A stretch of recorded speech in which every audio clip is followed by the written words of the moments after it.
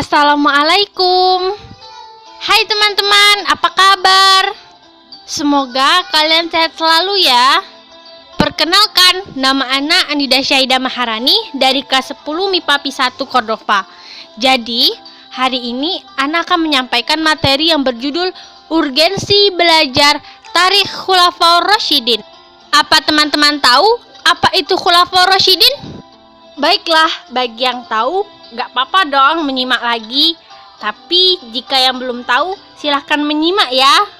Khulafaur Rasyidin berasal dari dua kata, yaitu khulafah dan ar-rasyidin. Khulafah berarti jamak dari khalifah, yang artinya pengganti. Kalau ar-rasyidin artinya mendapat petunjuk. Jadi jika digabungkan, Khulafaur Rasyidin adalah para pengganti yang mendapat petunjuk.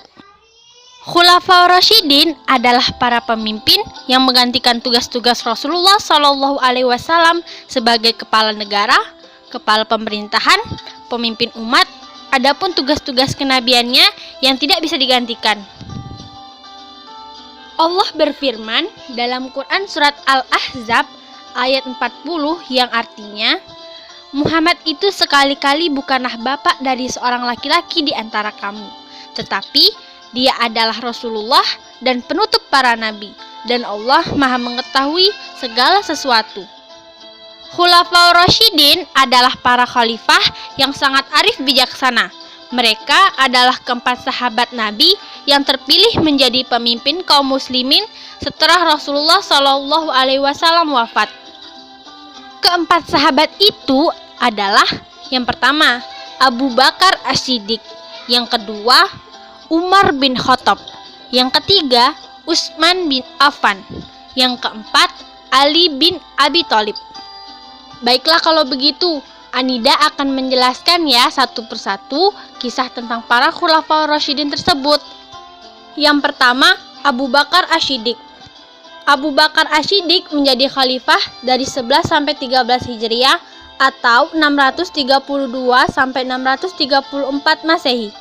Nama asli Abu Bakar adalah Abdul Ka'bah.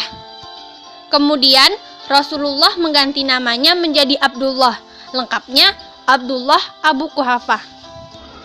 Nama ayah Abu Bakar adalah Utsman Abu Quhafah dan ibunya Salma binti Syakr. Sejak kecil, beliau terkenal dengan sifatnya yang lemah lembut, jujur, dan sabar. Beliau sudah bersahabat dengan Rasulullah sejak remaja. Ia terkenal dengan julukan Abu Bakar dan As-Siddiq karena dia sangat mempercayai dan membenarkan Rasulullah SAW dalam segala hal. Abu Bakar diangkat menjadi khalifah dengan jalan musyawarah antara kaum Ansar dan kaum Muhajirin di Saqifah Bani Sa'idah. Yang kedua, Umar bin Khattab radhiyallahu an. Umar menjadi khalifah dari 13 sampai 23 Hijriah atau 634 sampai 644 Masehi. Umur Umar bin Khattab radhiyallahu an lebih muda 13 tahun dari Rasulullah. Sejak kecil, Umar terkenal dengan sifatnya yang pemberani dan cerdas. Umar tidak pernah takut untuk menyatakan kebenaran di hadapan siapapun. Sebelum Umar masuk Islam, ia sangat berani menentang Islam. Tapi setelah Umar bin Khattab masuk Islam, barisan kaum muslimin ditakuti oleh orang kafir Quraisy. Umar diberi gelar Al-Faruq karena dia tegas membedakan mana yang benar dan mana yang salah. Pada masa pemerintahan Umar, wilayah Islam semakin luas sampai ke Mesir, Irak, Syam, dan negeri-negeri Persia lainnya. Umar adalah orang yang pertama kali membentuk badan kehakiman dan menyempurnakan pemerintahan. Umar juga meneruskan usaha Abu Bakar dalam membukukan Al-Quran. Umar menjadi khalifah selama 10 tahun 6 bulan. Umar wafat pada usia 63 tahun. Umar wafat oleh tikaman pedang Abu Lu'lu'ah, seorang budak milik Al-Mughirah bin Syu'bah saat salat subuh. Yang ketiga, Utsman bin Affan radhiyallahu an. Utsman adalah seorang saudagar kaya raya dan seorang penulis wahyu yang terkenal. Usia Utsman 5 tahun lebih muda dari Rasulullah. Utsman dikenal sebagai orang yang pendiam dan berbudi pekerti yang terpuji. Utsman mendapat gelar Ghaniyun Syakir, yang artinya orang kaya yang banyak bersyukur kepada Allah Subhanahu wa taala. Utsman tidak pernah segan-segan untuk ikut berperang dan tidak pernah menjaga jarak dengan masyarakat kelas bawah. Karena banyaknya kebaikan yang dilakukan Utsman, dia dinikahkan dengan putri Rasulullah yang bernama Ruqayyah. Setelah Ruqayyah wafat, dia dinikahkan lagi dengan putri Rasulullah yang bernama Ummu Kulsum. Utsman juga diberi gelar Zunnurain, yang artinya yang memiliki dua cahaya. Utsman bin Affan juga memiliki banyak jasa saat dia menjadi khalifah. Jasa-jasa Utsman bin Affan antara lain: 1. Menyalin dan membukukan Al-Quran menjadi beberapa naskah.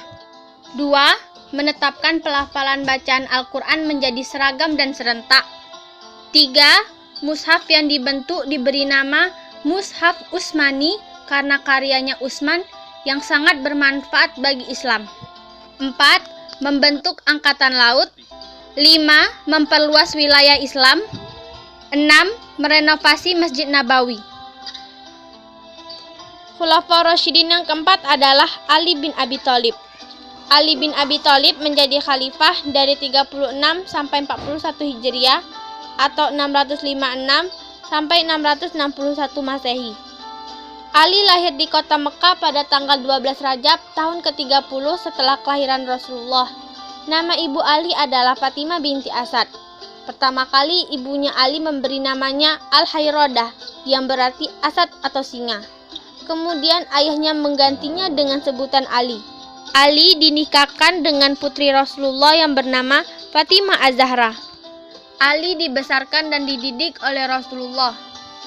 Ali mendapat gelar singa Allah karena keberaniannya dan mendapat gelar Karamalahu Wajahahu yang artinya semoga Allah memuliakan wajahnya. Sekarang Ana akan menyebutkan apa saja sifat-sifat yang dimiliki para Khulafaur Rasyidin. Yang pertama, arif dan bijaksana.